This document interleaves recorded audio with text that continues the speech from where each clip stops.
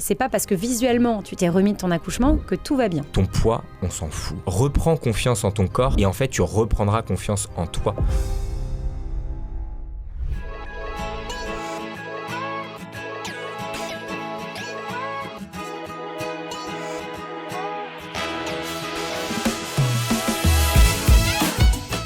Le meilleur moment pour préparer leur postpartum, c'est enceinte en fait. Il y a beaucoup de dépression en postpartum et même en prénatal, on n'en parle pas, mais ça existe. Qui on écoute en fait au final? Mon médecin il a dit ça, ma sage-femme elle a dit ça. Dans mon expérience, je suis pas sûr que ces gens-là ont toujours raison. On a beaucoup de mamans qui sortent des programmes et qui disent « Pourquoi je vous ai pas connu plus tôt en fait ?» Quels seraient les meilleurs conseils que vous donneriez si c'était la dernière fois de votre vie que vous pouviez prendre un micro pour adresser ce message-là à des mamans? Caro, Kevin, bienvenue. Merci. Hyper content de vous avoir aujourd'hui. Très rapidement, je vous présente. Vous avez fondé une société qui accompagne des femmes pendant toute leur période de grossesse et après grossesse à déjà conserver leur corps et surtout retrouver leur corps d'avant grossesse. Je serais curieux de vous poser cette question et déjà de démarrer dans les grandes lignes. Qu'est-ce qui vous a lancé là-dedans? Pourquoi vous vous êtes lancé il y a 11 ans maintenant dans cette activité-là? Alors, pourquoi on s'est lancé? Ça remonte déjà, j'ai l'impression que c'était hier pourtant, mais ça remonte déjà. Le temps passe. Exactement. Alors, on s'est lancé tout simplement, moi j'ai bossé en salle de fitness, beaucoup, et j'avais beaucoup de mamans en fait qui venaient me voir et qui me disaient « Caro, je suis enceinte, qu'est-ce que je peux faire ?» ou « Je viens d'accoucher, qu'est-ce que je peux faire ?» Et j'en avais pas la moindre idée. J'avais fait pourtant des études, 5 ans dans la préparation physique et je ne le savais pas. Et donc du coup, je me suis vraiment intéressée à ça. Je supporte pas ne pas savoir. Donc du coup, je me suis intéressée à ça. Et j'ai rencontré Bernadette de Gasquet lors d'un séminaire. Tout de suite, son approche m'a plu, m'a convaincue. Donc j'ai fait pas mal de formations avec elle. Et elle proposait une formation à l'époque, donc yoga, autour du yoga pré- et postpartum. Et du coup, voilà, j'ai fait cette formation. Et du coup, il y a 11 ans, on a créé notre première association qui existe toujours, qui s'appelle Enceinte en forme. Et donc voilà, on a créé ça En présentiel dans les Yvelines, à côté de chez nous. Et maintenant, pendant la période du Covid, on attendait notre deuxième petite fille, donc Maëlie, qui est née en plein Covid. Et en fait, on ne pouvait plus donner des cours, c'était interdit de se rassembler, voilà, toute cette période-là sympathique. Et donc, du coup, on a sauté sur l'occasion aussi de pouvoir en fait envoyer les vidéos que moi, je faisais de ma propre rééducation abdominale aux mamans en fait, qui nous suivaient, normalement en présentiel. Et en fait, toutes les mamans ont adoré en fait le principe. En fait, au début, on avait mis en place des Zooms et puis même moi, en postpartum, j'arrivais pas à me connecter forcément à la même heure. Des fois, c'était le moment pour ma fille d'être avec moi, donc c'était un peu compliqué. Et on envoyait des vidéos en fait tous les jours à ces mamans-là. Et en fait, elles ont trouvé le concept complètement génial parce que du coup, elles posaient leur bébé. Et en fait, elles venaient faire le cours tout de suite. Elles n'avaient pas besoin de sortir de chez elles. En postpartum, on est un peu fatigué aussi. Les nuits sont compliquées. Et donc, du coup, de pouvoir pratiquer sa séance en fait au moment le plus opportun pour soi, qui n'est pas forcément pour l'autre ou à l'heure à laquelle on a rendez-vous pour faire sa séance, elles ont tout de suite adoré. Et pour la petite anecdote, quand on a repris les cours en présentiel, elles ne venaient plus. En fait, elles me disaient « Mais non, Caro, en fait, continue à nous envoyer des vidéos. » Je dis « Mais non, maintenant, je suis en présentiel, vous pouvez revenir et tout. » Et les mamans me disaient « Mais non, en fait, nous, on a adoré ce principe-là, on veut que ça continue. » Et donc, du coup, grâce à elles, et puis on a mis en place justement ce programme-là, donc qui a bientôt 2 ans, qui a déjà 2 ans, ça passe vite aussi. Donc, on a lancé cette entreprise qui s'appelle maintenant Just for Mum, où on s'est rendu compte qu'en fait, on avait un message tellement fort à passer que l'avantage, c'est qu'on pouvait le passer à plein de mamans, à beaucoup plus de mamans, parce qu'il y en avait aussi qui me disaient moi, j'ai ma sœur, mais elle est à Lille, alors du coup, elle peut pas suivre tes conseils, etc. Et en fait, maintenant, on suit des mamans partout dans le monde. Et c'est incroyable, en fait, justement, cette force de pouvoir véhiculer un message qui nous tient à cœur. On en a fait une vraie mission de vie. Et voilà. Donc, c'est comme ça un peu que tout s'est lancé au final. J'ai l'impression, pour avoir vécu ça moi aussi en perso, avec l'arrivée de ma fille, etc., que les mamans sont vachement, déjà un petit peu isolées. Elles sont isolées chez elles, etc., mais elles sont isolées pas forcément avec les bonnes informations, avec des sons de cloche un petit peu dans tous les sens. Et j'ai en tout cas le sentiment que parfois elles peuvent être un peu perdues. Je ne sais pas si c'est quelque chose qui revient souvent. Et j'ai l'impression qu'au final, elles ne savent plus qu'est-ce qu'il faut faire, qu'est-ce qu'il ne faut pas faire.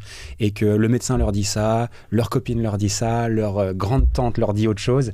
Et au final, elles ne savent pas quoi faire. Est-ce que à quel point ça répond vraiment à un problème vital pour les mamans, ce que vous faites? C'est vraiment notre mission. C'est-à-dire qu'en fait, c'est le vrai problème de maintenant, et on pensait que c'était vraiment cantonné à la France. Et en fait, maintenant qu'on aide des mamans un peu partout à travers le monde, on s'est rendu compte que c'était clairement partout pareil. Et ça, c'est quand même hallucinant de se dire, en 2024, t'envoies des chiens sur la Lune, t'es pas capable de t'occuper de celles qui mettent leur bébé et nos bébés au monde, en fait. Tu te dis, c'est quand même une dinguerie, ce truc. Et en fait, le vrai problème vient du fait qu'enceinte, on est archi suivi. C'est hyper médicalisé, t'as les suivis gynéco, t'as les échographies, etc., etc. Donc en fait, tu te sens encadré, t'as des cours de préparation à l'accouchement, donc t'es prête en fait pour l'accouchement. Je te dis t'es prête, mais excuse-moi, on a tellement l'habitude de parler aux mamans. Mais en fait, t'es prête pour ce jour-là, plus ou moins, tout du moins. Et le problème, et c'est pour ça qu'avec Caro, on a lancé justement des cours de préparation aussi au postpartum, c'est parce qu'en fait, les mamans ne sont pas préparées à l'après. Et ça, c'est une vraie problématique. C'est parce qu'en fait, elles se retrouvent totalement démunies, parce qu'en fait, on leur dit, tu rentres chez toi, et maintenant, c'est bébé. C'est bébé. Et alors, des fois, on leur reproche, bah oui, mais tu t'occupes pas assez de toi. Oui, mais en fait, elles ne savent pas quoi faire. Elles ne savent pas comment le faire et elles ne savent pas à partir de quand le faire. Parce qu'elles entendent beaucoup « Non, mais tu ne fais rien avant ta rééducation du périnée, c'est important, c'est 6 à 8 semaines, etc. » Qu'est-ce que tu fais quand tu rentres chez toi ? Tu vas rien faire, tu vas rester allongé. Tu passes ton temps à porter, le cosy, tu passes ton temps à porter bébé, tu l'allaites pendant des heures dans des postures qui ne sont pas forcément hyper adaptées. Ouais. Et ça reste un vrai souci, c'est qu'elles ne savent pas. Donc en fait, le problème, excuse-moi, mais c'est que soit elles sont sportives, et auquel cas, elles tentent par elles-mêmes, et puis des fois, tu as le truc de te dire, bon, de toute façon, ça va revenir. Il y a bien un jour, ça va revenir. Et si elles ne sont pas sportives, en fait, elles ne se tentent pas, et ça peut donner justement pas mal de soucis en postpartum sur ces mamans-là. Mais même enceinte, au final, parce qu'enceinte, il y a beaucoup de mamans aussi, même des sages-femmes aussi, qui recommandent de ne pas pratiquer d'activité physique quand elles sont enceintes, ou même si elles ne sont pas sportives, c'est pas du tout le moment de s'y mettre.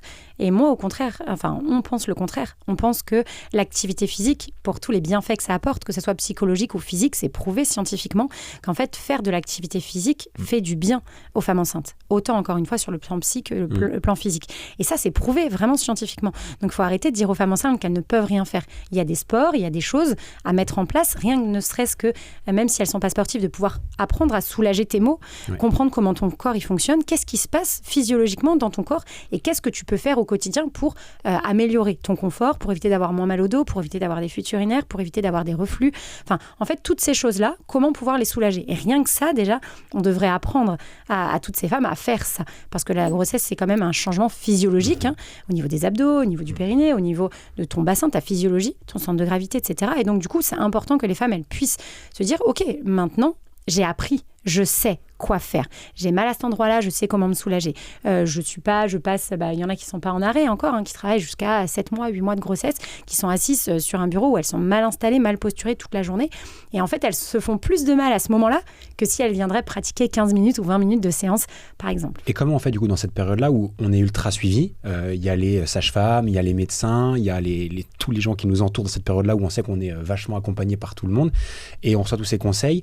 Qui on écoute en fait au final ? Parce qu'on aurait tendance à se dire mon médecin il a dit ça, c'est lui qui a raison, ma sage-femme elle a dit ça, c'est elle qui a raison.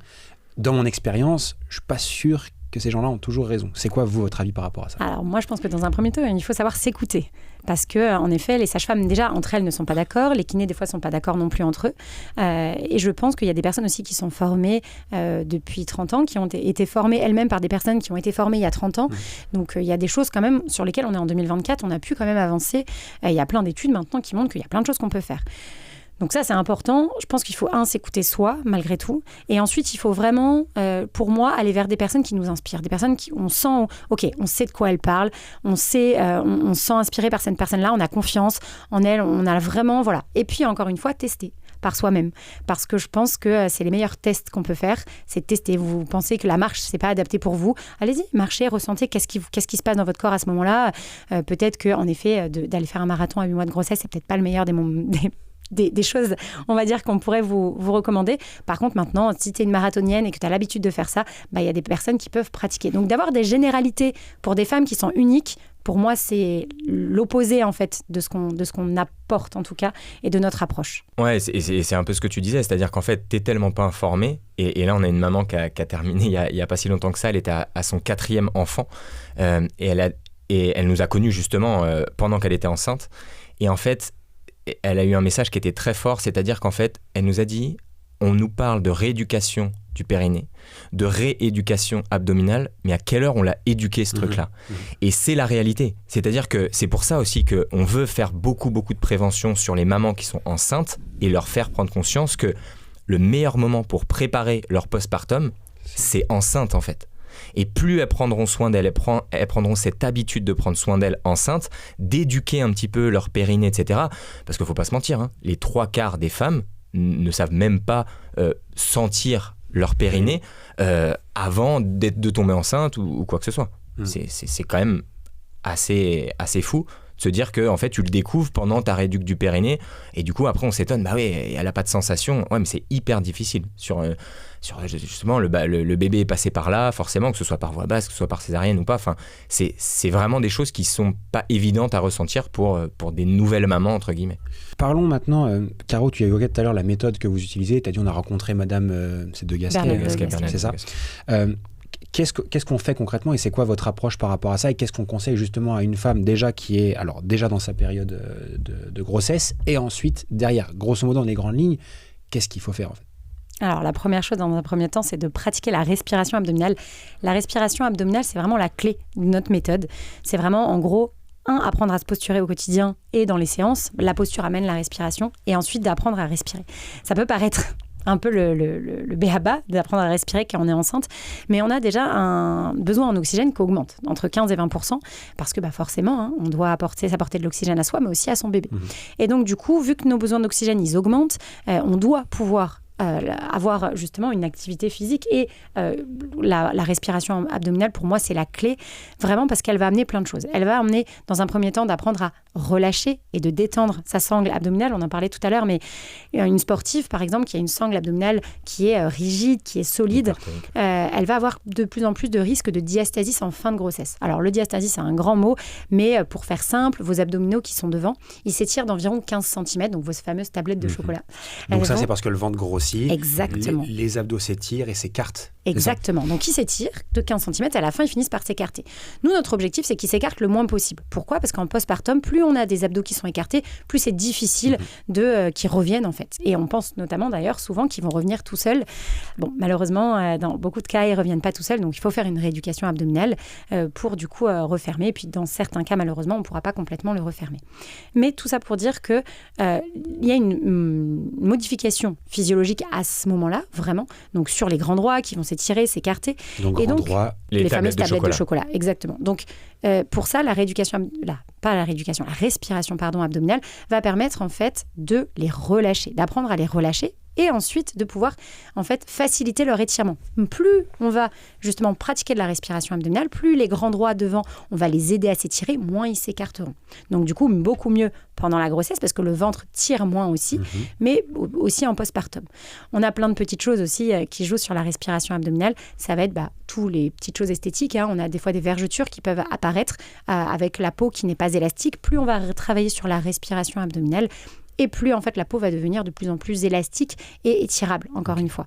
La respiration abdominale va aussi permettre de travailler le transverse abdominal, qui est un muscle le plus profond de notre corps, et c'est le muscle vraiment dont on va avoir besoin, déjà pour l'accouchement, mais aussi en postpartum, de manière à récupérer un ventre, le même ventre qu'on avait avant d'accoucher. Donc ça, c'est vraiment important. Si on doit juste prendre 2 secondes pour expliquer, donc c'est ce on que a j'allais les dire. grands droits et le transverse, c'est ce qu'on peut expliquer en gros, faut imaginer le transverse comme une grande gaine. En fait, c'est assez fou. Hein. C'est que le transverse, c'est vraiment le plus profond qui fait en fait tout le tour de notre corps et qui s'attache au niveau de la colonne vertébrale. Et en fait, et je donne souvent cette image-là pour que ça parle, c'est-à-dire en gros, faut imaginer que notre ventre, il est un petit peu comme un t-shirt qui est tout beau, tout neuf, tout tiré, tout beau. Et en fait, pendant 9 mois, on met sa main derrière son t-shirt et on pousse. Voilà. Et en fait, c'est le transverse, il fait comme un petit pont-levis. En fait, il s'affaisse vers le bas. Et le souci, c'est que, comme un t-shirt, en fait, où tu as passé 9 mois à tirer dessus, si tu enlèves ta main au bout de 9 mois, après l'accouchement, le t-shirt, il va être un petit peu distendu quand même. Et en fait, l'objectif, c'est de se dire, t'as pas un t-shirt élastique qui va te rattraper tout ça.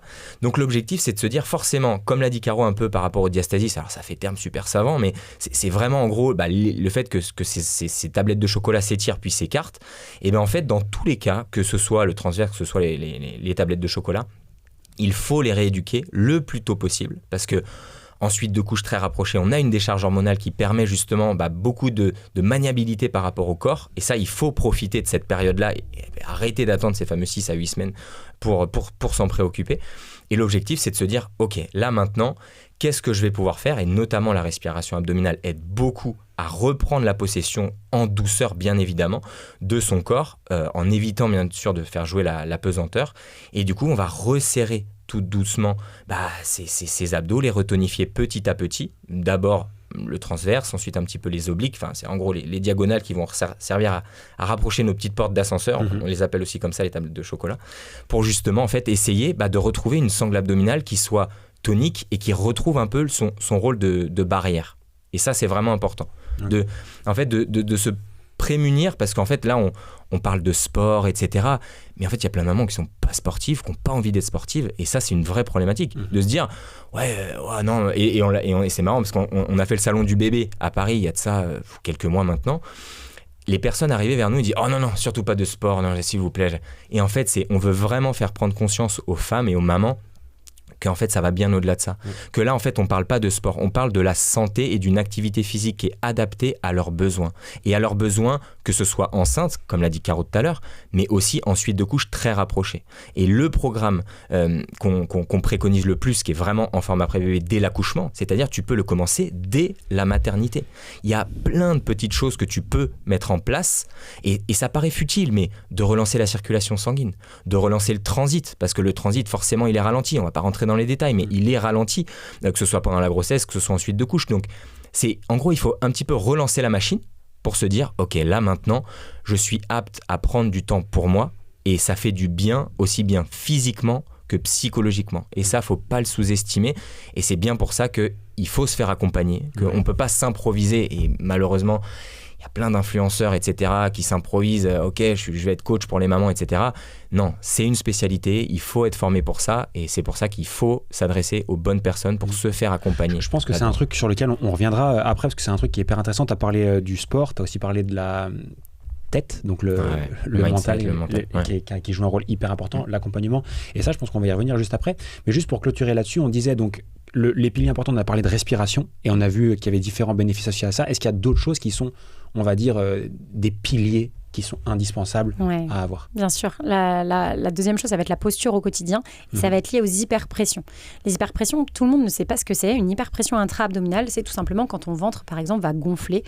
Souvent, on peut s'en rendre compte quand on tousse, par exemple. Quand on tousse, on rigole, on se mouche, voilà. Et les femmes enceintes sont les mieux placées pour ça, parce que c'est souvent, du coup, il va y avoir une conséquence de fuite urinaire. En fait, c'est une grosse hyperpression qui est faite par rapport au périnée. Et donc, le périnée qui est fragilisé pendant la grossesse ne tient plus. Il a tellement de charge dessus qu'il relâche. Et donc, du coup, on a une goutte de goutte. Une goutte de goutte, c'est déjà une fuite urinaire. Il y a des mamans qui me disent « Oh, ça va, j'ai 2-3 gouttes. » Non, ça, c'est déjà une fuite urinaire. Et malheureusement, donc c'est 99% des femmes enceintes qui ont des fuites urinaires. Donc, tout le monde. Okay, d'accord. Et en postpartum, c'est une femme sur 3. Donc c'est beaucoup, ça veut dire que même une fois que le bébé n'appuie plus avec l'utérus qui a retrouvé sa taille, et ben malgré tout elles ont encore des fuites urinaires. Donc du coup les hyperpressions, c'est tout simplement, on doit prendre conscience de comment, déjà à quel moment on les ressent. Tu vois, qu'est-ce qui se passe? Le ventre gonfle, ok, je le sens, je les identifie. Ça peut être quand je tousse, dans tous ces mouvements-là du quotidien, mais aussi quand je m'allonge, quand je me redresse. D'utiliser des bonnes postures. Par exemple, une femme enceinte ne va jamais, à 8 mois de grossesse ou à 9 mois de grossesse, s'allonger comme ça ou se redresser comme ça. Elle sent bien. C'est pour ça que je disais souvent, soyez à l'écoute de votre corps. Elle sent bien que c'est pas bon pour elle du tout. Et donc, du coup, on fait attention dans son quotidien. On en prend conscience et ensuite, on met des choses en place sur, justement, contracter son transverse abdominal, contracter son périnée par un petit système de zip. Alors, pour toutes les mamans qui nous écouteront, ça, c'est vraiment quelque chose qu'il faut, pour moi, que tout le monde sache. C'est, en fait, tout simplement, quand vous pouvez faire le test quand on tousse, on va le faire ensemble. Donc, quand on tousse, on sent que le ventre gonfle. Ouais. Et du coup, on va tout simplement faire un petit zip. Alors, le petit zip, on va tout simplement partir de son pubis, donc vraiment de la partie bas du ventre, et on va chercher comme si on voulait vider la partie donc pubis jusqu'au nombril. C'est un petit peu la sensation, on l'a tous eu quand on t'a trop mangé, tu veux refermer ton bouton de jean et que tu n'y arrives pas, tu vois. Donc je vide cette partie-là, je la bats, je l'aspire et je referme mon pantalon. Donc je pars pas de mon nombril, je pars vraiment d'en bas et je zip toute cette partie-là. Et ensuite, si vous le faites, là, vous le tenez, vous engagez fort et que vous toussez, là, vous sentez qu'en fait, ça ne vient plus gonfler. Donc là, vous avez évité une hyperpression. Du coup, sur votre périnée. Et là, en fait, vous êtes en train de protéger votre périnée, de travailler en même temps sur vos abdominaux et d'éviter, notamment par exemple quand on a un diastasis ou que les grands droits se sont déjà écartés quand on est enceinte, de pousser tous les organes vers l'avant. Donc il y a vraiment beaucoup de bienfaits à faire attention à ça. Donc ça, c'est essentiel. Je prends 30 secondes de cet épisode pour te faire un petit partage. On ne fait pas de publicité et on n'a aucun moyen de faire grossir ce podcast ou cette chaîne autre que grâce à toi. Et je ne sais pas si tu le sais, mais plus de 75% des personnes qui regardent ces épisodes ne sont pas abonnées à la chaîne et ratent chaque semaine de nouveaux épisodes avec des invités de plus en plus incroyables. T'abonner, c'est le seul moyen et c'est le meilleur moyen pour nous remercier et nous dire que tu aimes ce contenu, mais c'est surtout le seul moyen qu'on a pour développer cette chaîne. Sans plus tarder, n'attends pas la fin de cet épisode-là, abonne-toi de suite et reçois chaque semaine de nouveaux épisodes avec de nouveaux abonnés, mais surtout, je te remercie du fond du cœur car c'est le seul moyen pour moi de faire connaître ce podcast et qu'il puisse impacter la vie d'autres personnes autour de nous, autour de toi et faire une vraie différence dans ce monde. On retourne dans l'épisode. Donc, la respiration, ces petits exercices, donc le fameux exercice de zip. Exactement, les hyperpressions abdominales. Ok, et ça, on va le reproduire combien de fois? C'est quoi un peu l'exercice? Tout le temps. En fait, c'est-à-dire que c'est des choses qu'en fait, on va mettre en place. Au début, ça va nous demander, c'est comme une habitude en fait. Au début, ça va nous demander de la rigueur, d'y penser, beaucoup. Voilà, je dois penser à ça quand je porte mon bébé ou quand je porte un pack d'eau. Donc c'est dans ma posture en fait. C'est de comment je me tiens ou est-ce que c'est un exercice qu'on va faire 2 fois par jour? C'est 2 choses. Moi, je vous invite à le faire le plus souvent possible pour que vous en preniez conscience. C'est ça qui va nous aider à le faire à des moments où on a des risques. Je suis en train de le faire depuis qu'on parle de facteur. Il faut te concentrer. Tiens-le, tu vas voir. Mais ça, c'est du gainage au final. Le gainage, en fait, et ça aussi, c'est un truc. Le gainage, c'est une posture. Non, le gainage, c'est une posture, certes, mais c'est une intention. C'est l'intention de vider le ventre, c'est l'intention de resserrer les côtes. En fait, une posture simple, ça ne fait pas tout. Et donc, du coup, cette intention de tenir ce bas du ventre quand on a un risque d'hyperpression, quand on a un autre petit bout, par exemple, qu'on met dans la voiture, dans les sièges auto, ce genre de choses, puis quand ils sont plus grands, ils pèsent encore plus lourd. Là, vous allez voir, faites le test. Les lits à barreaux, pour ça, quand on dépose notre enfant dans le lit à barreaux et qu'on est à bout de bras, et bien là, à ce moment-là, il y a des femmes... Dans le cododo, quand il faut aller chercher. Exactement. Là, faites attention, qu'est-ce qui se passe dans votre ventre? Au début, je mets la main sur le ventre, je sens, et au fur et à mesure, je prends conscience de ce qui se passe et je vais avoir le réflexe à chaque fois que je porte. Bien évidemment, je m'installe dans une bonne posture, le dos droit, j'utilise mes jambes, ça ok, mais je tiens la partie du bas de mon ventre pour préserver mon périnée. Et ça, c'est des choses, au début, on a besoin de se concentrer pour le faire. Et au fur et à mesure, je vous assure qu'avec la répétition, ça devient automatique. C'est des choses où, au fur et à mesure, vous y penserez plus et vous verrez que vous le ferez. Et c'est bien pour ça que l'approche, elle doit être hyper globale par rapport même à enceinte, mais aussi en postpartum, surtout parce qu'en fait, on a un périnée qui est forcément un petit peu plus distendu, une sangle abdominale, comme on l'a dit, par rapport au t-shirt, qui est vraiment bien plus distendu. Et c'est pour ça qu'en fait, prendre conscience que faire des exercices pour ça, c'est bien, mais que faire attention à son corps dans sa vie quotidienne, c'est encore plus important. Parce qu'on passe beaucoup plus de temps dans sa vie quotidienne à être maman, à être femme, etc., que à faire des exercices. Donc en fait, foncièrement, pour avoir des résultats durables et un bien-être d'une manière générale et savoir comment, sur la longueur, préserver ce bien-être-là, il faut y penser et il faut que ce soit quelque chose de chaque instant.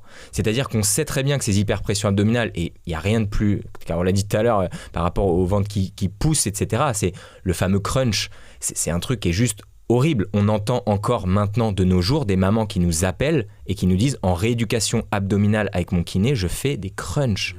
Crunch, c'est de la folie. C'est-à-dire qu'en fait, ça crée une hyperpression énorme au niveau, et on le voit, il y a plein de vidéos qui le montrent, ça pousse sur le ventre, ça pousse sur le périnée, c'est pas bon pour ton dos. Enfin bref, sauf que le problème, c'est que cet exercice du crunch-là, tu le remets dans ta vie quotidienne quand tu vas chercher bébé au sol, quand tu vides ton lave-vaisselle, quand tu viens chercher le pack d'eau, par exemple, quand tu fais tes courses, tu le fais quotidiennement.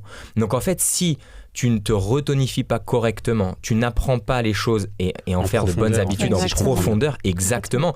Et au début, c'est vrai que les mamans, elles se disent « Waouh, il va falloir que je pense à ça, là ». Bah ouais, sauf que là, en fait, je te parle de ton bien-être sur les 10 prochaines années et tu vas en faire une habitude et une fois que tu l'auras, et tu pourras plus.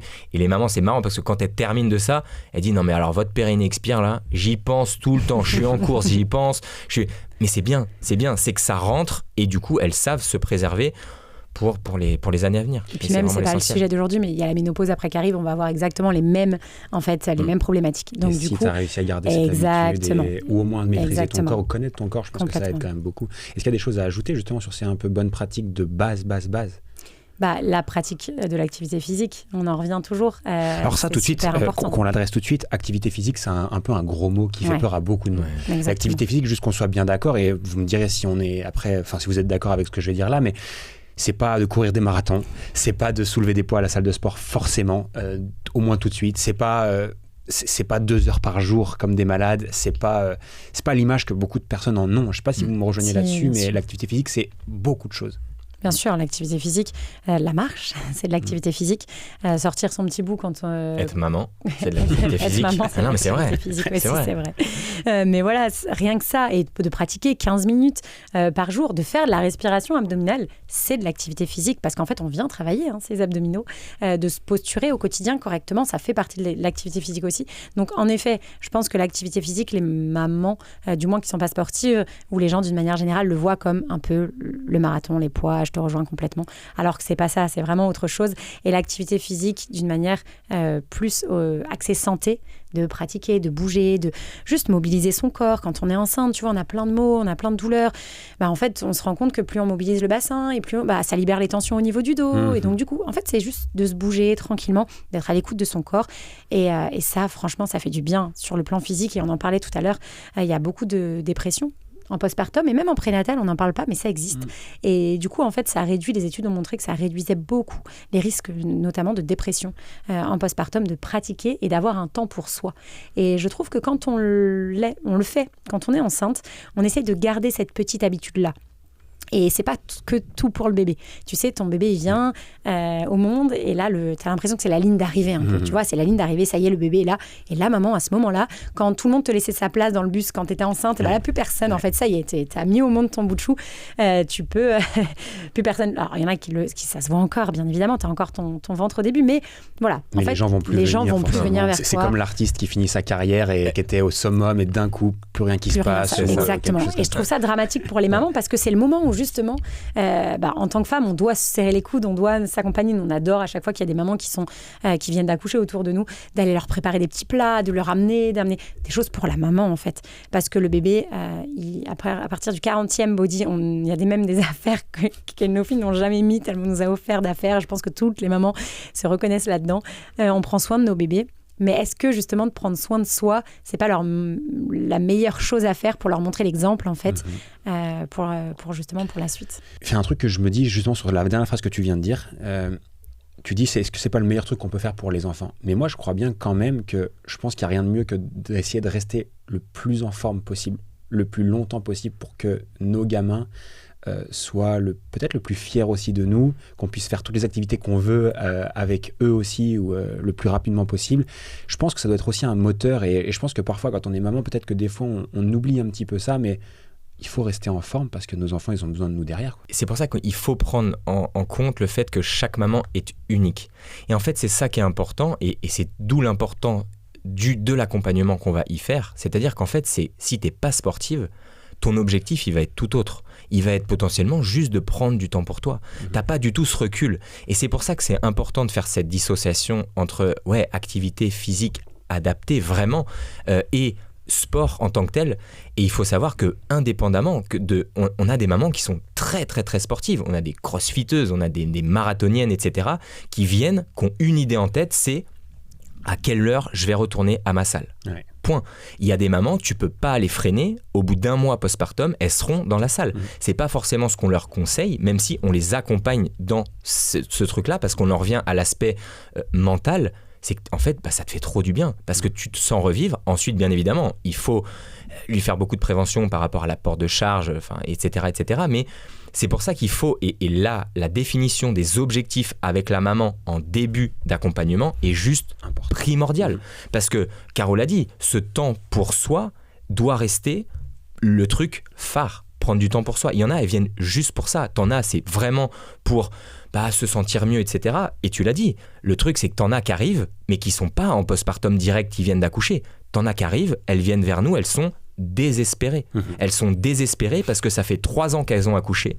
Elles ont pensé que, malheureusement, par l'opération du Saint-Esprit, leur corps allait revenir comme ça, qu'elles se pissent dessus, pour le dire franchement, et elles entendent toutes leurs collègues qui disent « Ah non, mais t'as accouché, t'inquiète, hein, c'est normal en fait, ça va le faire. » Non, ce n'est pas normal. Donc en fait, c'est aussi le message qu'on veut faire passer, c'est qu'il n'y a aucune fatalité. Il n'y a pas de fatalité. Là, on a la doyenne du coup de notre programme maintenant, mais c'est énorme. Et tu vois, on en reparlait du pourquoi, de l'objectif. C'est là, elle a 59 ans. Elle vient de rejoindre notre programme parce que elle a un diastasis, elle a des fuites urinaires. Et en fait, son pourquoi, c'est je veux montrer à ma fille qu'il n'y a pas de fatalité. Sa fille est enceinte et elle nous a envoyé un message là quand on venait ici pour dire que ça y est, elle avait accouché. Et justement pour lui montrer l'exemple qu'il n'y a pas d'âge en fait pour prendre soin de soi et que c'était pour lui montrer l'exemple qu'en suite de couche, il faut qu'elle se fasse accompagner correctement pour pas faire les erreurs qu'elle-même a faites, de se laisser, de se délaisser, de n'avoir le regard que sur les enfants et au final de se rendre compte que des années après l'accouchement, en fait tu t'es délaissé, tu t'es oublié et tu payes le prix fort. Et je pense que tu le payes vraiment de manière cumulée, c'est-à-dire que plus tu vas attendre, c'est exactement plus ça. Tu ramasses en fait en final. Et j'ai même l'impression pour avoir autour de moi, parce qu'on est dans les âges où on a tout le monde qui a des enfants, c'est un peu la période, etc. J'ai l'impression qu'il y a vraiment aussi une catégorie de personnes qui dit ok, ça a été le début en fait de je m'oublie en fait. Ça a été le début de j'ai pris 20 kilos, j'arrive pas à les perdre, je serai comme ça. Et c'est terrible, je trouve. En fait, il faut revenir au point de départ, de qu'est-ce que tu es prêt à accepter ? C'est quoi le prix à payer ? En fait, c'est tout le temps, on prend l'exemple du chocolat et du quinoa, mais en gros, c'est que si je mange, sur l'alimentation, on n'est pas des experts dessus, mais je pense que manger une tartiflette tous les jours, c'est pas la meilleure des solutions. A priori, on sait jamais. Voilà. Et du coup, quoi qu'il arrive, si je décide et je choisis de manger cette tartiflette tous les jours, je sais le prix à payer. Et pour moi, la rééducation abdominale, de pratiquer du sport enceinte, de l'activité physique enceinte, en postpartum, c'est quoi le prix à payer derrière ? Si tu ne fais pas ça, si tu ne prends pas soin de toi, c'est quoi le prix à payer derrière ? Si tu es OK avec le prix à payer, OK, très bien. Toutes nos actions, tous les choix qu'on fait, ça a des conséquences. Si tu es OK avec ces conséquences-là, c'est OK. Si tu n'es pas d'accord avec ça, alors dans ces cas-là, qu'est-ce que tu mets en place au quotidien pour que ça change ? Et je revenais sur l'exemple des enfants. Il y a beaucoup de parents qui seraient prêts à mourir pour leurs enfants, mais d'être en bonne santé pour leurs enfants. Je pense notamment à toi en ce moment qui apprends à faire du vélo, à notre dernière qui a 3 ans et demi. Il vaut mieux être en forme physiquement quand même. Tu vois, t'es penché sur l'avant, tu passes des heures et des heures à courir à côté d'elle et à la tenir. C'est quand même cool de vivre ces moments-là. Et de pas dire à ta fille toutes les 10 mètres, attends, stop, on s'arrête, je suis au bout de ma vie, j'en peux plus. C'est cool, en fait, de pouvoir partager ça. Quand ta fille te dit, viens, on va sauter sur le trampoline, de pouvoir le faire, de pouvoir te dire que, après, plus tard, tu peux faire des activités. Moi, je sais que j'avais des parents sportifs, on a fait énormément d'activités avec eux, pendant les vacances et tout, je trouve ça juste génial. Mais encore une fois, de pouvoir... on peut faire beaucoup de sacrifices pour nos enfants. Faut réfléchir à lesquels sont importants pour nous au final. Et c'est pour ça qu'on parlait beaucoup de prévention, parce que c'est important en fait. Et que le problème, c'est qu'on a beaucoup de mamans qui sortent des programmes et qui disent mais pourquoi je vous ai pas connu plus tôt en fait. Et en fait, c'est pour ça, et c'est pour ça qu'on s'en est fait avec Caro une mission de vie, c'est de dire on ne veut plus entendre ça. C'est maintenant tu le fais en connaissance de cause. Et comme l'a dit Caro, si tu es OK avec ce fameux prix à payer, ça marche, on est OK avec ça, on peut pas te forcer. Oui, on n'est pas en train de culpabiliser les mamans qui ne font rien. Pas du tout. Non, il faut qu'elles aient déjà cette intention. Exactement. Mais qu'elles sachent ce qu'elles peuvent faire et ne pas faire. Et ça, c'est la base de tout. Parce que le problème, c'est quand tu deviens maman, t'as une espèce de montagne qui s'ouvre à toi, c'est psychologiquement, ok, je vais devoir être une bonne maman, parce que t'as une espèce de pression sociale aussi. Je vais devoir être une femme, ok, une bonne épouse, faut que mon mari me trouve belle, etc. Comment tu veux que ton mari te trouve belle si toi-même, tu ne te retrouves pas dans ton corps ? Et ça, c'est quelque chose qui est super, super important, parce que on en revient justement aux objectifs, c'est que quand on a beaucoup de mamans qui viennent vers nous, qui disent « Mais moi, je vais me balader avec mon enfant, je ne peux pas faire 20 mètres sans marcher et que, typiquement, ma vessie s'extériorise. » Alors, le gros mot, c'est le prolapsus, c'est une descente d'organes, mais c'est que c'est pareil. Si cette maman avait su qu'elle pouvait faire des choses le plus rapidement possible. Elle n'aurait peut-être pas attendu aussi longtemps et ne se serait pas retournée sur elle parce qu'elle s'est beaucoup isolée socialement. Parce que forcément, t'as pas envie de montrer à tout le monde que t'as des problèmes techniques, entre guillemets, que tu te pisses dessus à chaque fois que tu rigoles. Non, donc c'est pour ça que c'est quelque chose qui est important pour ton physique. Psychologiquement, ça c'est sûr et certain. Et c'est pour ça, t'as la vie sociale et qu'il faut que les mamans soient prévenues de ça. Et c'est bien pour ça qu'on on axe beaucoup notre communication sur les mamans enceintes pour leur dire mais prenez soin de vous les filles et que même si t'as un espèce de brouillard postpartum, viens enlever ce brouillard pour savoir ce que tu vas pouvoir faire parce que le problème c'est quoi ? C'est ta journée elle est faite de quoi ? Elle est faite de t'allaites toutes les 2 heures et si t'allaites pas tu donnes le bib et tu peux y passer 3 heures, 1 heure allez et de dire en fait pendant ce bib là au lieu de te dire je vais rien faire et de scroller sur Insta parce que les 3/4 des mamans c'est ce qu'elles nous disent et en fait prends conscience qu'il y a des exercices en fait que tu peux faire avec ton bébé au bras, avec bébé allongé sur toi parce que ça c'est pareil, il y a des mamans qui arrivent et qui nous disent mais je n'ai pas de temps. En fait, je n'ai pas de temps pour moi. De ces moments-là. Exactement. Et c'est pareil, on peut même pas leur jeter la pierre. Qu'est-ce que tu peux faire avec un bébé au bras ? Mais t'en sais rien. Et justement, c'est pour ça que quand je disais que l'approche elle est globale, c'est que il faut leur donner les billes et les bonnes pratiques, que ce soit sur la respi, on en a parlé, les hyperpressions, les postures, pour justement qu'elles prennent soin d'elles en conscience. Qu'est-ce qu'il y a justement prendre soin d'elles en conscience avoir les bonnes informations, je pense que c'est extrêmement important. Je pense qu'il y a beaucoup de mythes on appelle ça aussi fausses croyances sur le sujet qui sont hyper importantes. Je pense il faut pas faire de sport dans le premier ou deuxième, troisième mois après la grossesse. Il y a aussi le mythe de dire ça va, je vais reperdre tout mon poids en 2 mois, ça va bien se passer. Il y a différentes choses. C'est quoi les principales fausses croyances que vous retrouvez le plus Allez, la première, c'est il ne faut rien faire avant la rééducation du périnée. Alors ça, c'est quand même incroyable, c'est-à-dire qu'on demande aux mamans, vraiment, textuellement, de ne rien faire avant la rééducation du périnée. Comme l'a dit Kevin tout à l'heure, elles vont porter leur bébé, des fois toute la journée, en portage, déjà rien que ça. Il y a un effort qui est fourni. Il y a un effort qui est fourni incroyable. Elles vont subir des hyperpressions, forcément aussi, toute la journée. Elles vont porter leur cosy, elles vont aller faire des courses. Quand elles ont un premier ou un deuxième enfant, là, c'est encore pire, c'est-à-dire qu'on est vraiment sur une activité dense, il faut aller chercher les enfants à l'école, enfin bref. Donc du coup, elles ne font pas rien. Déjà, ça, c'est la première des choses. Et il y a plein d'études scientifiques qui s'appuient en fait sur le fait que c'est tout l'inverse. C'est-à-dire qu'en fait, le corps est bien fait quand même. Le corps élimine tous les symptômes. Donc les hormones, il va y avoir une chute des hormones une fois que l'accouchement a eu lieu. Et à ce moment-là, le corps... Vois-le comme un peu, ton corps a besoin de toi pour récupérer. Le corps a besoin de toi pour relancer la circulation du sang, pour relancer ton transit. Si tu as une péridurale, une rachianesthésie, donc même une césarienne ou quoi, ton transit, il est encore plus affaibli, entre guillemets, encore plus ralenti. Donc, il va avoir besoin de toi pour tout simplement aider les organes à remonter. Souvent, quand on a des grosses hyperpressions, c'est pour ça qu'on a des descentes d'organes, c'est parce que les organes, ils ont été projetés vers le bas et vers l'avant. Donc, on a besoin de les remonter. Bref, on a besoin de drainer, d'éliminer. Et c'est le meilleur moment pour le faire, c'est juste après l'accouchement. Juste après l'accouchement. Le corps, il permet, les hormones, le corps permet tout de suite de remodeler, on va dire ça comme ça, le plus vite possible. Et en fait, c'est à ce moment-là, on parle du resserrage du bassin. Donc maintenant, ça y est, ça commence, je trouve. Ouais. Il y a 11 ans, c'était encore pire, tu vois, que maintenant. Les idées reçues étaient encore plus ancrées. Là, je trouve que quand même, ça commence à... Il y a de plus en plus de choses qui sont sorties. Donc, bon, il y a du bien et du moins bien aussi dans ce qui se fait. Mais en tout cas, le resserrage du bassin qu'on peut faire juste après, en fait, juste pour schématiser, c'est comme une entorse au niveau du bassin qui se passe au moment d'un accouchement. Donc, comme se faire un strap, en fait, tout simplement pour tenir, fixer tout ça, va nous aider. Et donc, du coup, en fait, de mettre en place des petites choses dès la maternité, des choses simples. Encore une fois, les mamans nous disent des respirations, de la respiration, des exercices allongés. Il faut lutter contre la pesanteur. Quand vous venez d'accoucher, la pesanteur, c'est votre pire ennemi. Vous venez d'accoucher, c'est la pesanteur. On dit qu'il faut passer minimum 50% de son temps allongé. Et quand on vient d'accoucher, c'est pas ce qui se passe. C'est pas ce qui se passe clairement. Mais donc du coup, il y a plein de choses qu'on peut faire allongé. On peut allaiter allongé, on peut donner un bib allongé, on peut lire une histoire à son premier enfant allongé. On peut se faire aider. Vraiment, faites-vous aider.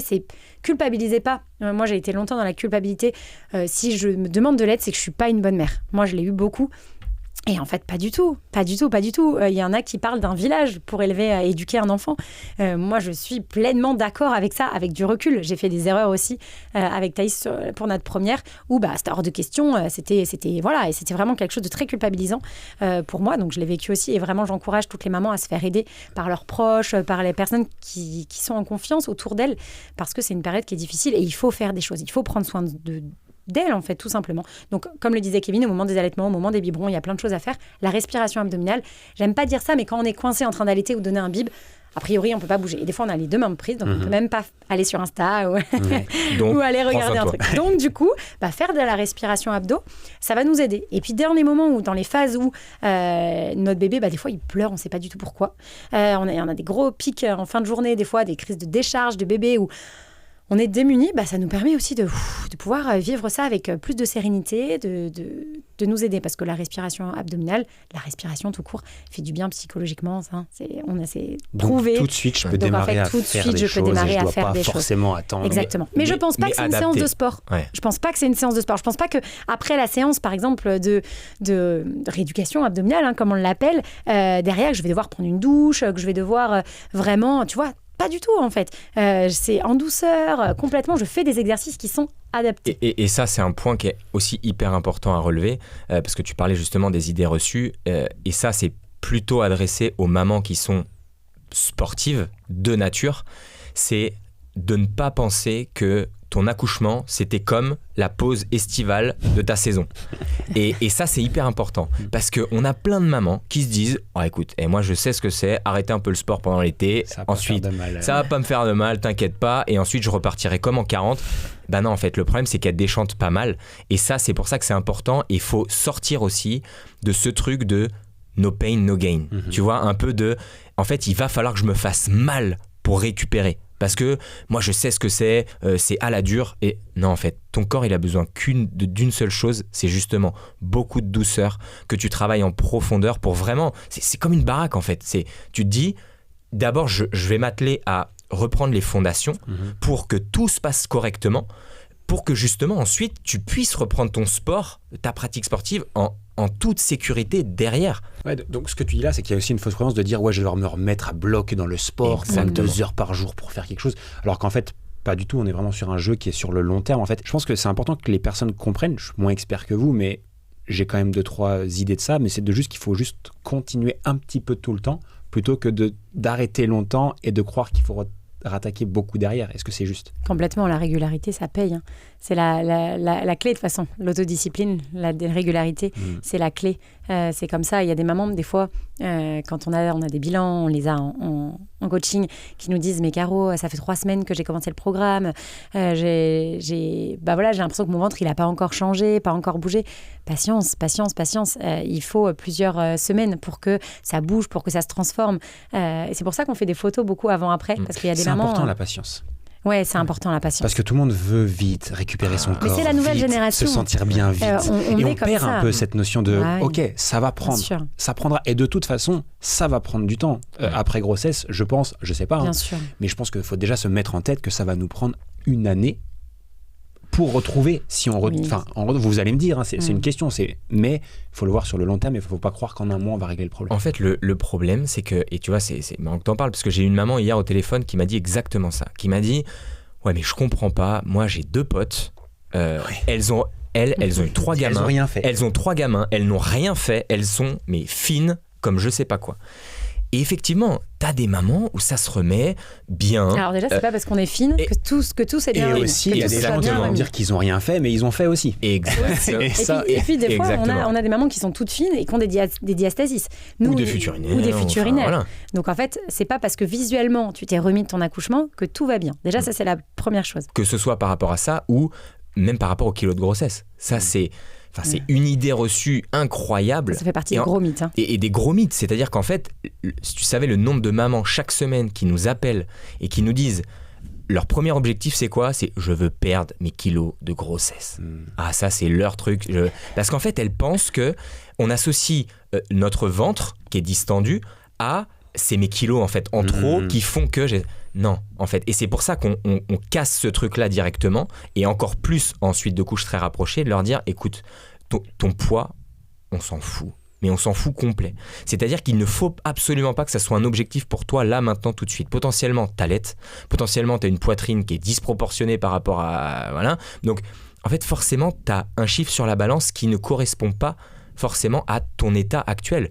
Et on a un nombre inconsidérable de mamans qui nous appellent en disant « Mais moi, j'ai perdu tous mes kilos de grossesse, voire plus que ce que j'en avais. Et pour autant, j'ai un ventre distendu, je me pisse dessus, j'ai un diastasis, j'ai mal au dos, j'ai une descente d'organes. Donc c'est global en fait. C'est global, exactement, global. Exactement. Et c'est bien pour ça qu'il ne faut pas se dire je suis fine, j'ai récupéré, ou j'ai des kilos entre guillemets sur la balance en plus, et du coup c'est foutu en fait. Donc faut vraiment dissocier ça de ok, t'as peut-être quelques kilos en plus par rapport, mais le plus important pour toi, c'est que tu retrouves un corps fonctionnel, un corps dans lequel tu te sens bien, un corps dans lequel tu te sens forte. Et nous, on le dit souvent comme ça, c'est reprends confiance en ton corps et en fait, tu reprendras confiance en toi. Parce que l'estime de soi, quand on rigole, quand on est entre copines, je dis ça en tant que mec, mais on a tellement l'habitude de le dire, et tu vois, on est bien là entre copines. Et en fait, c'est le fait de se dire, en fait, je ne peux pas rire avec mes copines parce que j'ai peur en fait de ça. Mais on a une estime de nous qui est forcément affectée. Donc, c'est pour ça que le fait de reprendre confiance en notre corps et de manière vraiment adaptée et en profondeur te permettra forcément de reprendre confiance en toi, de reprendre le contrôle de ta vie. Et ça, et on a une anecdote qui est hyper marrante au tout début, quand on a commencé les programmes et que les mamans étaient hyper satisfaites, etc., et qu'on faisait les témoignages avec elles, en fait, il y a des mamans qui nous disaient « Alors, j'ai perdu tant de tours de taille, j'ai perdu un peu de poids, mais je me sens hyper forte, j'ai repris la course à pied en fonction de leurs objectifs, etc. J'ai quitté mon job, Ok, au début, on se dit quel est le rapport avec le truc, quoi. Et puis une deuxième, et une troisième. Et en fait, elle nous disait, et c'est aussi avec Caro, ce qu'on a beaucoup sous-estimé au début, c'est l'apport psychologique de cet accompagnement-là. Ouais. Et on en revient à ça, c'est que quand tu te sens bien en fait pour toi, tu te sens bien en couple et tu te sens bien avec tes enfants. Et c'est dans ce sens-là que ça doit se passer. Si tu savais le nombre de mamans qui ont pu nous dire « mais c'est hallucinant, depuis que j'ai retrouvé confiance en moi, confiance en mon corps », et on en revient un peu à ce qu'on disait tout à l'heure, c'est comment tu veux plaire à ton mari si tu te plais pas à toi-même. Et en fait, il y en a plein qui nous ont dit « mais moi j'avais une libido, elle était catastrophique, catastrophique ensuite de couche. » Et c'est pareil. Et du coup, elles ont repris confiance en leur corps, elles ont repris confiance en elles, et au final, la libido, elle est repartie parce que forcément, elle se trouvait plus belle, plus en confiance, donc tu vas plus facilement charmer l'autre, etc.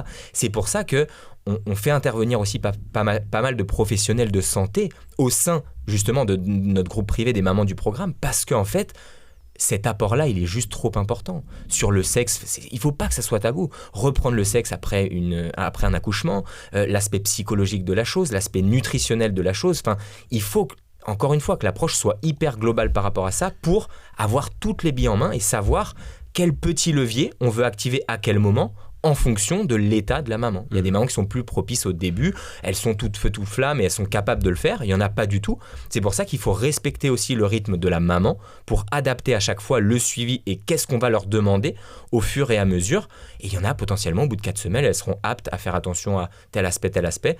Et c'est pour ça qu'il faut respecter le rythme. Et c'est ce qu'on se disait tout à l'heure. Est-ce qu'elles sont sportives? Est-ce qu'elles ne sont pas sportives? Chaque maman est unique et c'est pour ça qu'il faut adapter à chaque fois l'accompagnement en fonction des besoins propres de chaque maman. Je ne sais pas si vous le savez, mais il existe une newsletter secrète associée à ce podcast où je vous envoie un email chaque semaine et chaque lundi où je vous partage mes plus grandes découvertes autour de l'entrepreneuriat, du bien-être et de la santé. Et cette semaine exclusivement, Caro et Kevin, présents dans cet épisode-là, vous offrent également un cadeau unique pour toutes les personnes qui nous rejoindraient à la suite de cet épisode. Pour toute personne qui souscrivent et s'inscrivent à cette newsletter et rejoignent cette communauté de plus de 15 000 lecteurs, on vous ajoute une série de 4 vidéos bonus supplémentaires sur 4 séances d'entraînement que vous pouvez faire pour reprendre le plus rapidement possible le contrôle de votre corps, surtout si vous êtes une maman. Donc, si c'est votre cas et que vous voulez récupérer ce bonus, je vous ai mis un lien juste en dessous, vous pouvez cliquer, rejoindre cette newsletter et surtout accéder directement à ce bonus exceptionnel et ce cadeau que nous font Caro et Kevin. Faites-le, retour à l'épisode. Quelle est la plus grosse erreur, si vous deviez en citer une seule et unique que vous voyez des personnes faire, qui peut leur empêcher concrètement d'avoir des résultats, qui peut peut-être flinguer leur corps, mais je vais aller plus loin dans ma question, quelque chose qui peut aussi les flinguer peut-être mentalement. On parlait de dépression tout à l'heure, là on parlait d'impact sur le long terme. Ouais, si vous deviez citer une chose qui ruinerait vraiment la vie, on va le dire comme ça, d'une maman qui vient d'accoucher, ce serait quoi cette erreur? Je ne sais pas si on va être d'accord. Alors vas-y chérie, je t'en prie. J'en ai 2, mais tu as dit une. Donc du coup j'en ai 2 qui me viennent. Parce que je vais quand même parler d'un truc un peu technique, mais ça reste les hyperpressions abdominales. Parce qu'en fait, même au sein de nos programmes, c'est pour ça qu'on a mis de l'accompagnement, parce qu'on s'est rendu compte que très tôt, en fait, si les mamans ne faisaient pas correctement les exercices, elles n'allaient pas dans le bon sens. Et en fait, il y a beaucoup de mamans qui viennent dans nos programmes et qui nous ont dit, bah voilà, en fait, j'ai fait tel programme sans citer de nom, j'ai eu aucun résultat. Pourquoi elle a eu aucun résultat ? C'est parce qu'en fait, elle ne faisait pas correctement les exercices. Si on fait des exercices, même qui sont bons, donc on prend un gainage, classique, entre guillemets, et si elle fait un exercice qui en soi peut être très intéressant, alors pas tout de suite en postpartum immédiat, mais bon, bref, quelques semaines après, ces exercices-là, s'ils ne sont pas correctement faits, c'est-à-dire s'il y a des hyperpressions, si le ventre gonfle à chaque fois, nous, on veut... En gros, après une grossesse, retrouver un ventre plat, retrouver notre ventre d'avant. Donc le petit pont-levis dont parlait Kevin tout à l'heure, le transverse qui est abîmé, si lui on passe son temps à le pousser dessus, en fait le ventre il ne va pas changer, il ne va pas évoluer, tu ne vas pas avoir de résultat. Alors que si tu prends conscience qu'il faut tenir son ventre aval et qu'il faut resserrer les côtes sans lâcher le bas du ventre, ça c'est la grosse erreur qu'on voit tout le temps. Et on s'en rend bien compte dans nos coachings parce que quand on commence à accompagner les mamans, quand elles font de la respiration abdominale et qu'on voit qu'elles ne le font pas correctement, tout de suite on est amené à corriger, à leur donner des sensations, des choses pour qu'elles aient de plus en plus des bonnes perceptions. Et pour moi, quand tu as une bonne perception de ton corps, alors tu es prête. Tu es prête à pratiquer n'importe quel exercice parce que tu seras capable, le jour où tu vas faire une activité physique à côté de chez toi, avec le coach du coin qui va te dire fais tel exercice, toi tu vas te dire ok, est-ce que je sens, j'ai des hyperpressions à ce moment-là ? Alors non, je choisis moi de ne pas faire cet exercice parce que je ne suis pas prête encore à le faire. Peut-être que cet exercice est très bien, mais moi en tout cas, j'ai un risque d'hyperpression. Je prends l'exemple des ciseaux. Voilà, un exercice qui est très difficile physiquement à faire. Donc on met les deux jambes en l'air, on est allongé sur le dos, on fait les fameux ciseaux. Mais en fait, il faut bien le faire. Donc l'exercice n'est pas mauvais en soi. Mais si on le fait avec le ventre qui est lâché, en fait, on a des grosses hyperpressions. Donc les hyperpressions vont abîmer le périnée, vont abîmer les abdos. Donc en fait, on ne va pas récupérer correctement. Donc ça, c'est le premier. Okay. J'en ai un tout petit. Alors vas-y. C'est de se faire passer en priorité. Parce que si ça reste important, en fait, parce que en tant que maman, on est très culpabilisé par la société autour. Comme disait Kevin tout à l'heure, il faut être une bonne maman, il faut être une bonne épouse, voilà, la femme parfaite, l'épouse parfaite, la maman parfaite. Et en fait, on s'oublie soi. Quand il y a son bébé, c'est les autres qui passent avant tout. Et même les machines, le ménage, tout passe avant soi, en fait. Et je pense que pour être bien soi, et pour être capable aussi de prendre du temps pour soi, de faire des activités, de faire des choses, il faut se faire passer en priorité, il faut accepter ça. Et c'est pas parce que tu vas prendre 15-20 minutes de temps, et si c'est juste pour lire un livre, lis ton livre, prends du temps pour toi. Parce que je trouve ça trop important pour être bien dans ta vie, bien avec ton conjoint, bien avec tes enfants. Voilà. Ok, moi c'était pas ça. Voilà. Mais pour moi, le truc, c'est la fatalité. C'est-à-dire qu'en fait, de penser que ce qui t'arrive, de toute façon, c'est comme ça. Et en fait, c'est si t'as ces fuites urinaires, si t'as ces maux de dos, si t'as ce ventre distendu, c'est parce que c'est comme ça en fait. T'as voulu ton enfant ? Et voilà. Et maintenant, c'est le package de la maman qui a accouché, c'est ça. Donc en fait, il faut que tu l'acceptes et que tu te dises, en fait, c'est comme ça. Et tu vas vivre avec maintenant. Et en fait, nous, on veut combattre ce truc-là. Se dire, mais non, en fait, les filles, vous avez toutes les clés en main pour pouvoir... Tu maîtrises le truc. Tu maîtrises le truc. Et tu as tous les clés. Et c'est quand même hyper kiffant, quand même, de se dire, en fait, j'ai toutes les clés en ma possession pour pouvoir faire les choses comme moi, j'ai envie. En fait. Et forcément, et comme on le disait tout à l'heure, t'as forcément des mamans qui disent ouais mais elle a récupéré hyper bien, ouais mais moi... En fait, on s'en fout des autres. Ouais, de pas rentrer. Et je pense qu'il y a vraiment ça aussi. C'est exactement ça. Il y a beaucoup de comparaisons. On le disait tout à l'heure pour les fuites urinaires. T'inquiète, c'est normal, moi aussi. Mais non, en fait, c'est écoute-toi, toi, parce qu'on entend pareil, beaucoup de mamans qui disent oh non mais toi ça va, t'as bien récupéré. Mais non, en fait, si toi tu te sens pas bien à l'intérieur de ton corps, t'as envie d'être beaucoup plus tonique, c'est toi, c'est ton choix, c'est tes objectifs. Et le problème, c'est qu'on a encore beaucoup trop de mamans qui passent par ce stade de la fatalité et qui n'ont pas cet électrochoc entre guillemets de se dire non mais en fait j'ai les clés et moi je vais faire en sorte de me sentir bien dans mon corps, de me sentir bien dans ma tête, et forcément tout s'ouvre. Et c'est pour ça qu'on en revient à l'aspect psychologique de la chose. C'est moins tu te diras ce que je suis en train de vivre c'est une fatalité, et plus tu pourras aller de l'avant, aussi bien physiquement que psychologiquement. Et le début, le passage à l'action est forcément un petit peu difficile. Sauf qu'une fois que tu es passé à l'action, que tu te fais accompagner, que tu fais les choses correctement, etc., t'es inarrêtable. Après, il faut se faire accompagner par son entourage, par un coach, Bien sûr. importe, un professionnel de santé, par quelqu'un en fait en qui vous avez confiance. On a tous des comptes à rendre. Quand on a des comptes à rendre, on s'investit, on s'engage beaucoup plus en fait, c'est beaucoup plus fort. Et quand justement on perd là, un peu la motivation du début, et quand l'autodiscipline et qu'il y a un coach et qu'on se rappelle de son pourquoi, ça nous aide à justement à dépasser et à continuer. On parlait tout à l'heure de la régularité. Si on dit aux mamans, bah voilà, tu vas mettre 9 mois à t'en remettre. Waouh, ok, elles partent dans leur tête en disant comment je vais faire pour tenir 9 mois en fait, comment je vais faire pour tenir même 3 mois, 4 mois, ça paraît long, elles n'arrivent pas à se projeter. Et on leur dit souvent d'essayer justement de se projeter, de se rappeler de pourquoi elles ont commencé et de se faire accompagner, d'avoir un mentor, un conjoint, une partenaire aussi dans tout ça. C'est important en tant que maman de s'aider, d'être entourée aussi de mamans qui vivent la même chose que nous, comment elle est dépassée ça. Et puis je trouve que dans le groupe du coup des mamans c'est rigolo parce qu'elles parlent aussi des fois, ça parle de tout, moi j'ai mon bébé qui pleure à ce moment-là, qu'est-ce que toi t'as fait, et puis des dents et des problématiques qu'on a tous en tant que maman, et d'avoir des personnes comme ça vers qui tu sais que tu peux t'orienter, discuter, être entourée, avec qui tu vas avoir des contacts réguliers. Et déculpabiliser. Ouais, c'est trop important. Déculpabiliser, de se dire mais en fait, et c'est ça qui choque beaucoup de mamans, c'est de se dire ouais mais en fait je me pensais tellement toute seule face à ça. Et je prends notre exemple perso, c'est quand nous, pour la grossesse de notre première fille, elle était en siège. Elle avait la tête là-haut, elle se retournait pas et tout. Mais on s'est dit, mais pour nous, c'était le bout du monde. Enfin, c'était la fin du monde. C'est pourquoi, c'est nous. C'est pareil, la fatalité de se dire, mais pourquoi nous en fait ? Pourquoi ça tombe sur nous ? On est formés, on sait quoi faire, etc. Pourquoi ça arrive comme ça ? Et en fait, il s'est trouvé qu'on s'est renseigné et plus on en parlait et plus on se disait ah non mais toi aussi. Et en fait ça rassure énormément de se sentir un peu comme beaucoup de monde en fait. Et ce groupe-là, il est fou parce que en fait les mamans se déculpabilisent beaucoup de ce qui leur arrive justement par rapport à ça. Et on a eu la même chose parce que nous ça s'est terminé 2 fois en césarienne pour nos 2 filles. C'est pareil. Au début, on s'est dit, on avait notre projet d'accouchement physiologique, t'inquiète, on connaît, sans péri, sans machin. Bing, 2 césariennes. Tu te dis, non, mais c'est pas possible. Et au final, c'est comme ça, en fait. C'est que ça devait se passer comme ça. Et ensuite, dans tous les cas, peu importe ce qu'il se passe, tu as les clés pour prendre soin de toi correctement. Et c'est vrai que ça, la césarienne, c'est aussi un sujet où les mamans disent, mais du coup, en cas de césarienne, est-ce que je peux quand même pratiquer ? Oui, tu peux pratiquer sans problème les exercices, les mêmes, les exercices de respiration abdominale pour relancer la circulation du sang. Il faut juste adapter certaines petites choses avec un coussin de maternité, c'est tout. Mais il y a plein de choses qu'on peut faire justement, au contraire, pour aider à cicatriser plus rapidement, mieux aussi, puis d'avoir moins de douleur. Parce que quand on vient d'avoir une césarienne, moi qui en ai vécu 2, on jongle quand même pas mal. Il y a beaucoup de choses qui arrivent, des gaz, des choses comme ça qui sont vraiment pas glamour, vraiment pas sympa. Et du coup, c'est important. Et il y a plein de choses tabous, on n'en parle pas, mais il y a les hémorroïdes, il y a la libido, comme en parlait Kevin.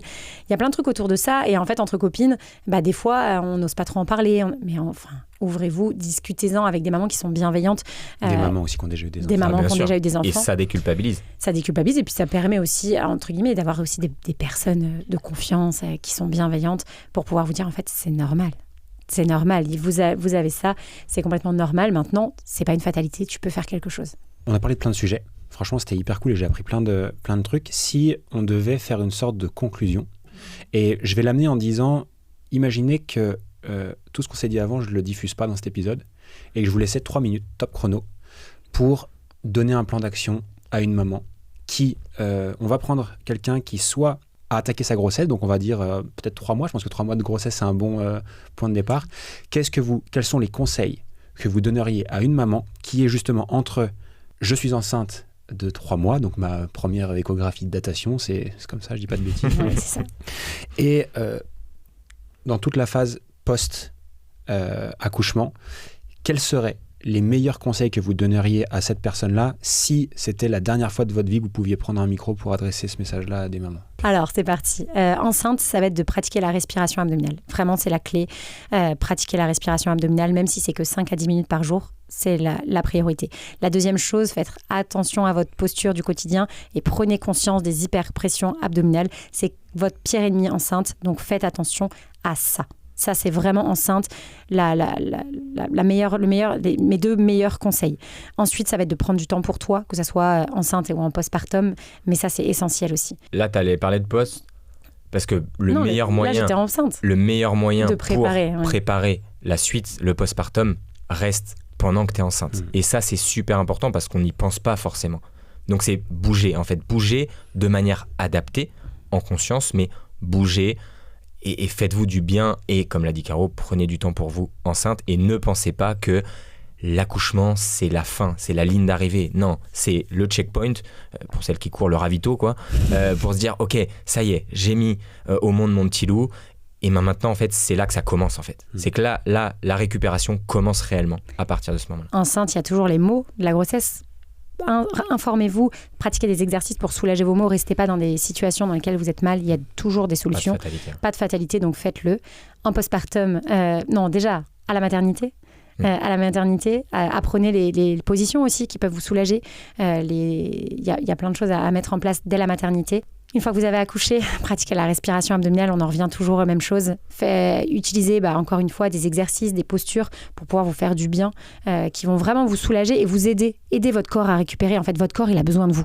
Les 6 semaines de suite de couche, vous venez d'accoucher pendant 6 semaines, vous devez rester focus sur vous, votre corps. C'est le timing, le moment le plus opportun pour prendre soin de vous. Donc même si en postpartum plus éloigné, vous le faites moins ou quoi, les 6 semaines, faites-le à fond. Si je dois revivre une grossesse, je resterai focus sur ces 6 semaines-là vraiment le plus possible parce que c'est à ce moment-là où en fait le corps a vraiment le plus besoin de vous.